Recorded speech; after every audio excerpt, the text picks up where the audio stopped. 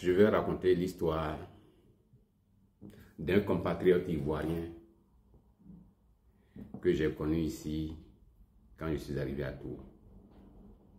Cette histoire, c'est l'histoire qui peut arriver à tous les gens qui sont en France, qui sont en Europe. Tu arrives en Europe, en France, tu vas travailler.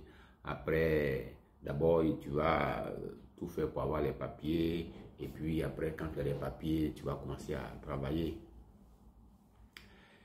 Quand je suis arrivé ici à Tours en 2008, je dormais au foyer.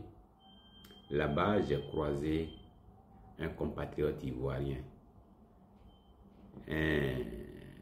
Un Ivoirien, un ami, qui a passé plus de 30 ans en France. Et puis, à la fin de sa vie, qui se retrouve au foyer. L'histoire de ce papa-là m'a vraiment interpellé. Bon, au début, je pensais qu'il était de passage parce que moi, je dormais au foyer. J'ai aussi croisé deux personnes avec qui j'ai sympathisé. Un Mahorais et puis aussi il y avait un Tchadien, mais eux, ils venaient du Mans. Donc, voilà, le Mahorais m'avait fait comprendre que, parce que le Mahorais, lui, il a la nationalité française. Donc, lui, il m'a fait comprendre qu'il voulait rester ici, voilà, il voulait avoir une maison ici. Donc, du coup, il est arrivé ici et donc, il est venu avec le Tchadien. Alors, je croyais que le tonton là, l'Ivoirien, était aussi de passage.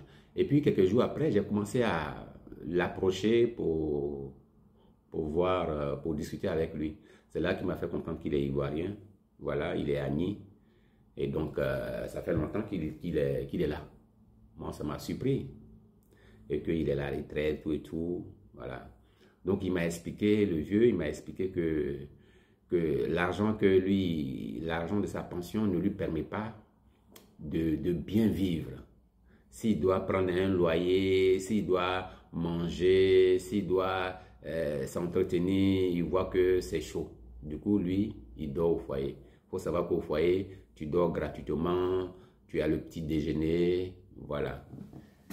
Tu rentres à 20 h, tu reçois à 6 h. À 6 h, on déjeune et puis on sort. C'est comme ça au foyer. Donc le vieux m'a dit qu'il vit là-bas, il vit au foyer. Il a fait 30 ans en France, il a travaillé. Ses enfants sont grands, ils sont partis, je ne sais pas combien d'enfants il a eu, mais les enfants sont devenus grands, ils sont partis. Ils vivent maintenant chez eux, il y a longtemps. Donc le vieux s'est retrouvé au foyer, c'est là-bas qu'il dort, c'est là-bas qu'il vit. Et le vieux, quand je le vois, après quand on se croisait à Lidl, en tout cas dans les commerces, et quand je l'observe, il passait tout son temps dans les magasins.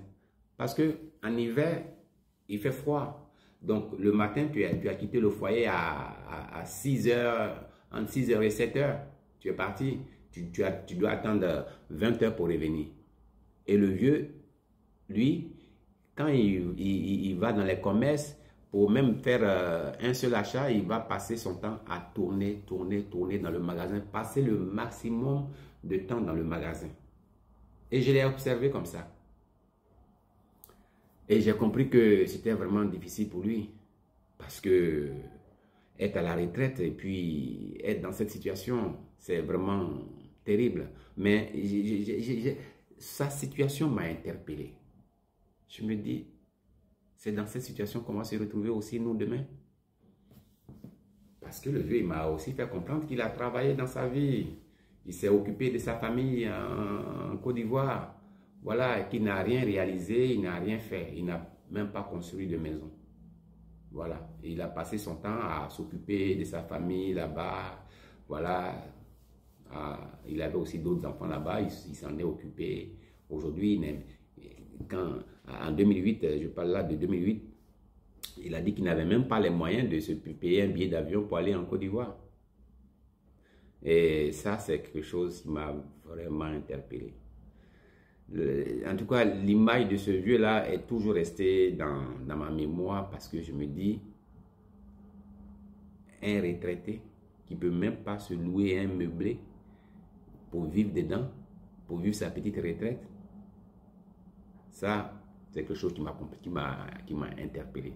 Ça me fait comprendre que si tu arrives en Europe, que tu, à un moment donné, ne prends pas la décision de rentrer, quand tu es encore bien portant, quand tu es encore à un niveau où tu peux gérer un business au pays, après, c'est trop tard.